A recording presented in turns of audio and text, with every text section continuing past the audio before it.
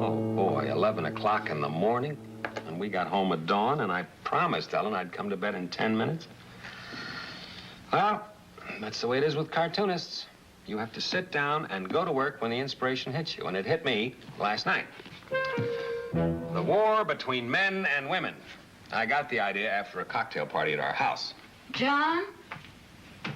John, you said you were coming to bed right away. I just don't understand you. No, indeed. Oh, I'm sorry, dear. You see, it was Ruth and Phil Jensen's 16th wedding anniversary. He's a writer. Do you mean to tell me you've been working all this time? Yes, dear. Anyway, Ruth has this awful habit of continually interrupting. You've got to be exhausted. What it is, Phil can't tell a story without Ruth breaking in with something totally irrelevant. John, the least you can do is lie down and take a nap before you go into the office this morning. Yes, right. I'll do it right away. Well, no, wait. Yeah, let me finish. He had this drink in his hand, and I'll see you in a minute.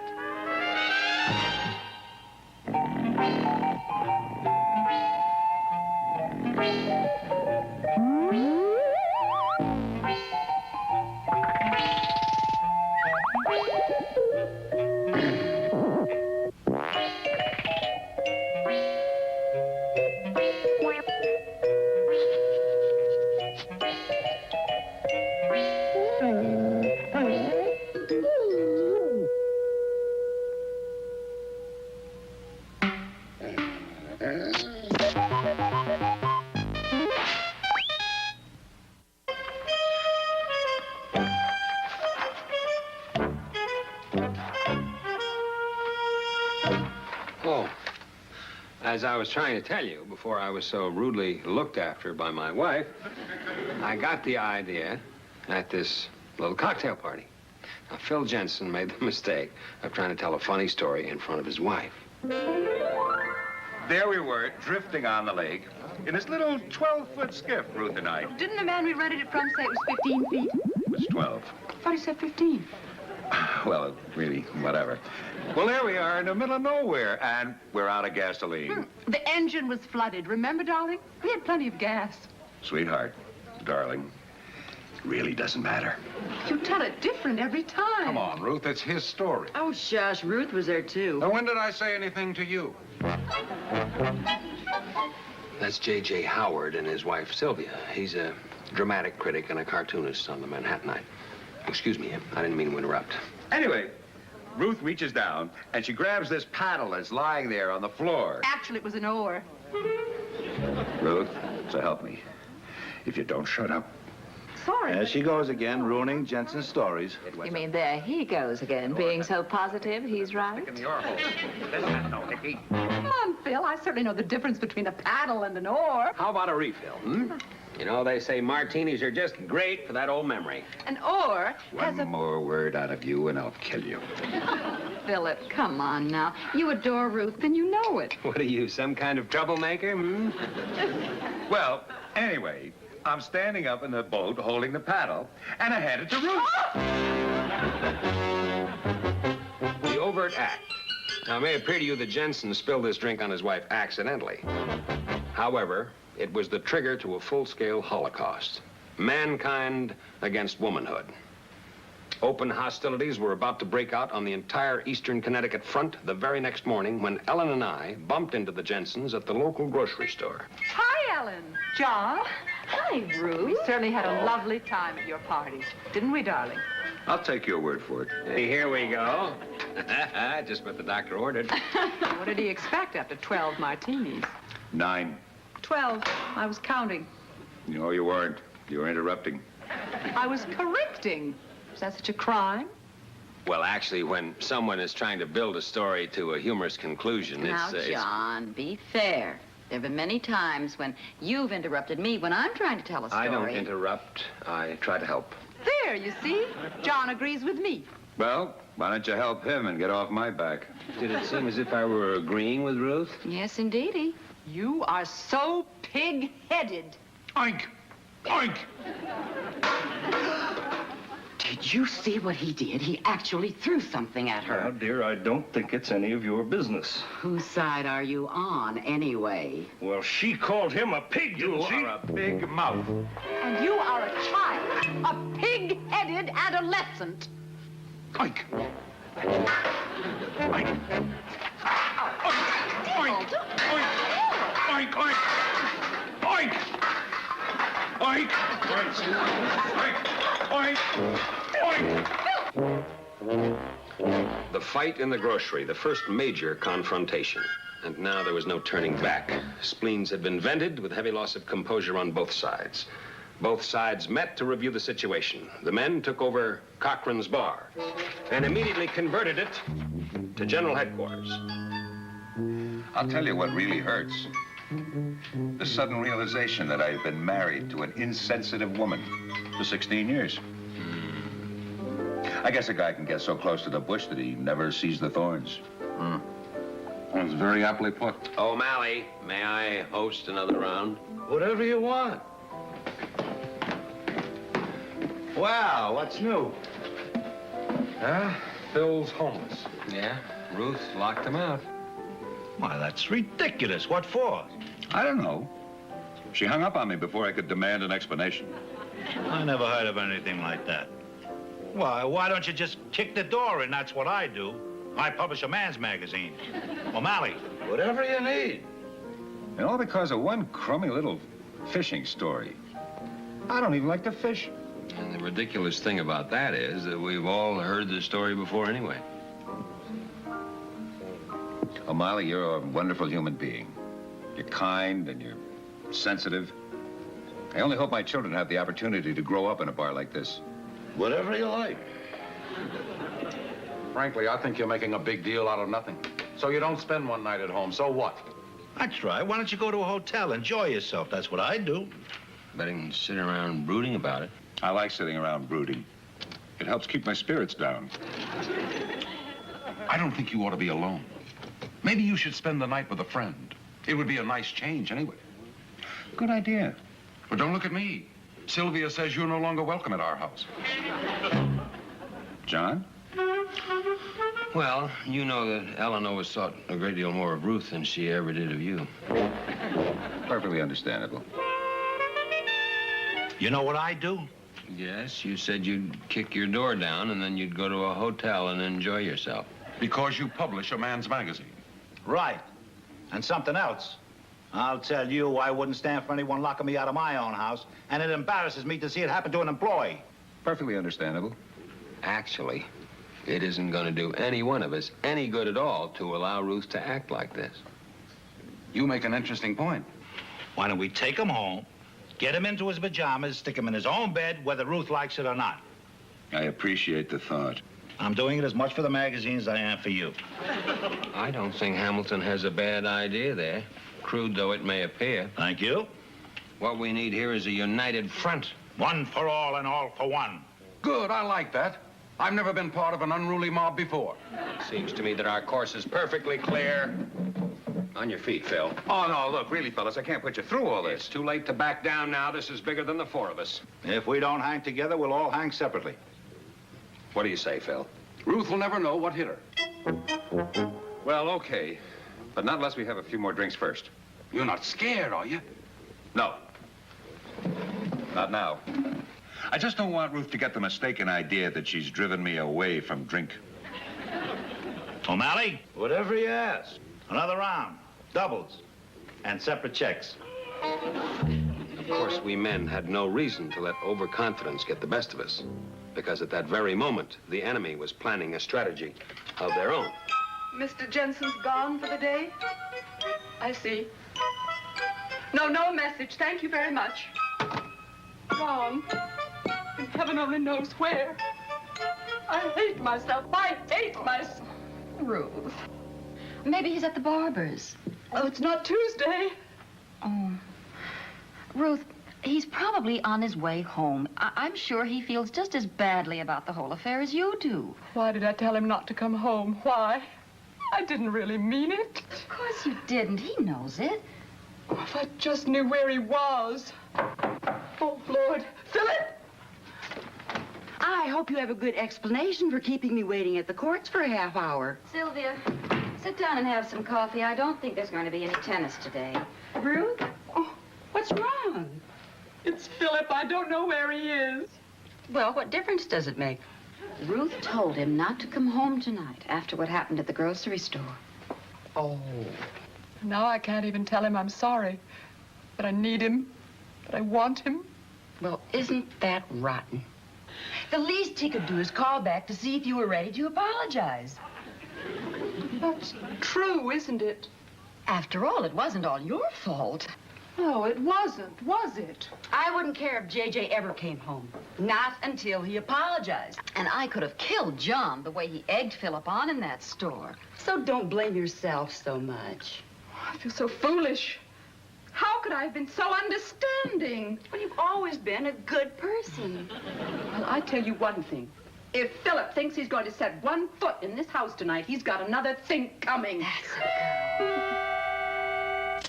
As you can see, I am merely reporting the action honestly, straightforward and true to the tradition of any accredited war correspondent.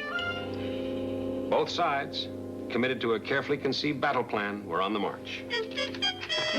0 hour was fast approaching.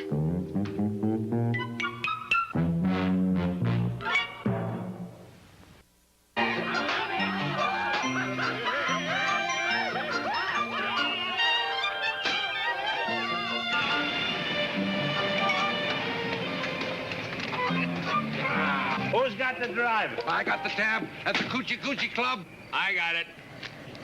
And stay a bachelor, huh, Fred? We voted, and it was unanimous. Here.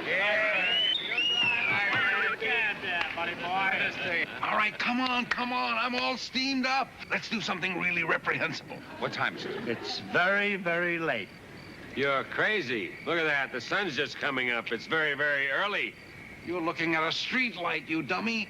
You never see a lot of flies around the sun. Shh, keep it down, you wake roof. Okay, but just remember, we act like nothing happened.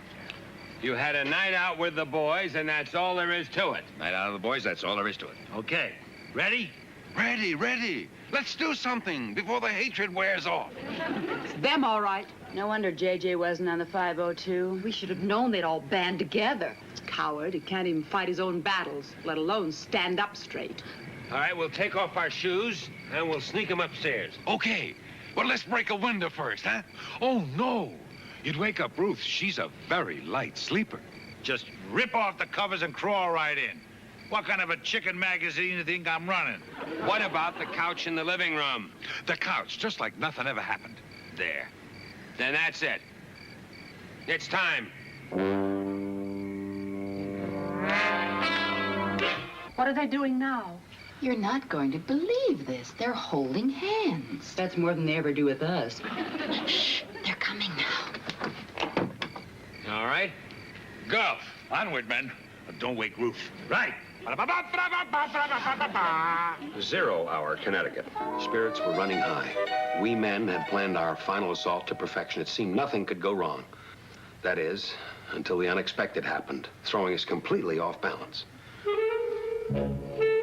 Drunken dummies, don't you know what time it is? Loud mouths, keep me awake, will you? Cut it out. My wife's a light sleeper. Don't curse at me, I'll have the cops on you rotten bums. I'll thank you to watch your language. Hippies! How do you like that, huh? The sniper had accomplished her mission.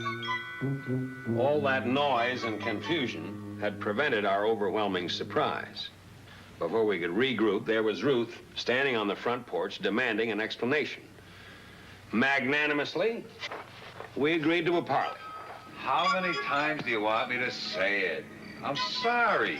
But how could you not have called me? Don't you know how worried we were? How could you men not have called any of us? We didn't think it was fair to have one worry less than the other two. Anyway, you must admit that Ruth told Phil he wasn't welcome in his own home. And I suppose I was not altogether justified. Oh, sweetness, you kept interrupting my stories. I suppose throwing bottles and cans at me is permissible. What was that? Cops? Impossible. That's my car.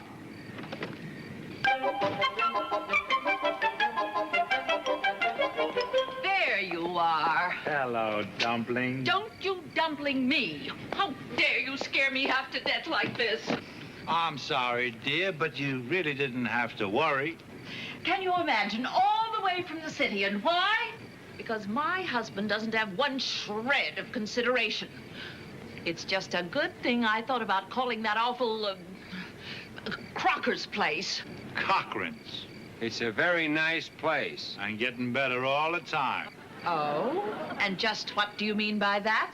I mean, we're wasting our time trying to think that they would understand masculine camaraderie. I should say you are. I should say you are. Come on, girls, let's go. They're drunk as skunks. Oink! Oink! I'll never understand how a sensible man like you could have become involved in this. A man does what he must.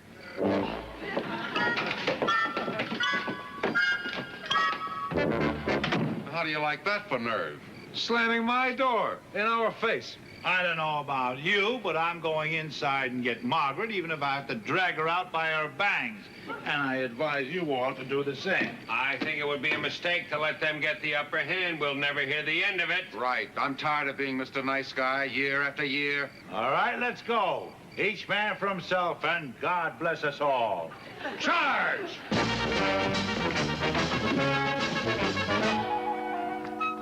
All right? Where is she? Who? My wife. That's whom. It's who, that's who. Whom is only used with transitive verbs. Oh, shut up and fight your own battles. What's going on in here? Oh, nothing at all, my dear. Only it's all over and we're going home. Oh, no, we're not. Oh, yes, we are. Get in the car. Get your hands off me. Just who do you think you are? Your husband. Only because it's too early in the morning to call a good lawyer. Get your tennis racket, dear. I'm taking you home. Says who? Says me. I'm not budging. And I'm not kidding. You struck me. That's 15 love. You care to go for a whole set? Ah, there you are. And here I stay. Okay, have it your way. John, where are you going? Home, to have all the locks changed. Don't you dare. Don't you dare. Don't I dare what? Don't you dare me when I'm daring you. John, I've never seen you like this. Well, it's not the liquor talking. I happen to have backbone that won't quit. Ouch, John, that's my ring finger. I said downstairs, and you're coming with me whether you like it or not. Philip, are you mad? We live here. That's beside the point. Yes, you are. Big, I'm not kidding. All right. What if we don't go home with you? Well. What if they don't go home with us? Well, you just better. Right, John? Right. And just what makes you think you can make us? If you'll excuse us a moment, ladies. Men.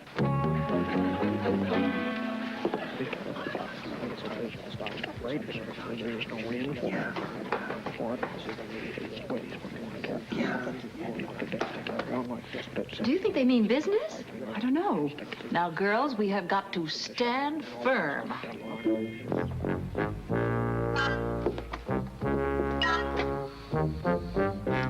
Okay. This is how it is. You are cut off. From what? From each and every charge account now open in your name. What? You wouldn't dare. Oh, wouldn't we? Philip, keep out of my purse. Macy's, Bloomingdale's. He's doing it. No, not Bloomingdale. Philip, please. Margaret, do something. This is ridiculous. Well, I don't know what we can do. They've got us, and they know it. That's right, girls. Make up your minds. It's either sink or spend.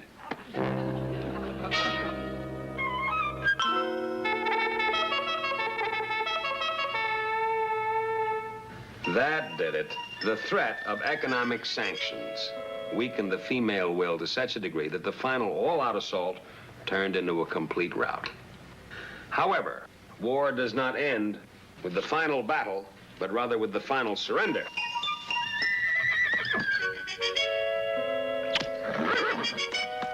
Say it again.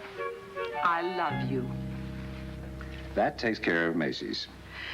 And I promise I'll never interrupt one of your stories again. And Bloomingdale's. Would you like to try for Saks Fifth Avenue and Bergdorf Goodman? Oh, I should never have drunk so much. Well, boys will be boys. Only because girls will be girls. You understand that, don't you? Yes, dear. A little lower. To the right.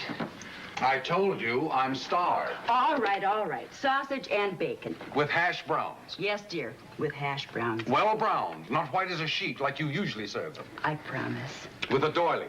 I never did like eating off formica. I trust I've gotten through to you. Yes, darling. You had every right to get tipsy and to stay out all hours. You're darn right. And I'm not going to say another word about it. It's forgotten. Well, thank you. I'm glad you see it that way because I do love you. You know. And I love you. Thank you. All right. Onward and outward.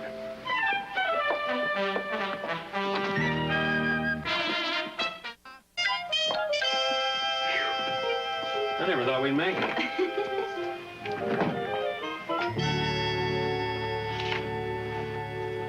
Come on, John. Leave that till later. Let's go to bed.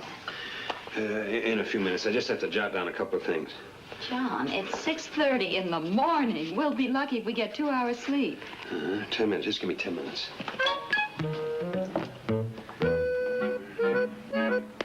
Anyway, that's the war between men and women as I see it. I hope you liked it. Excuse me for interrupting, but I felt you should have breakfast.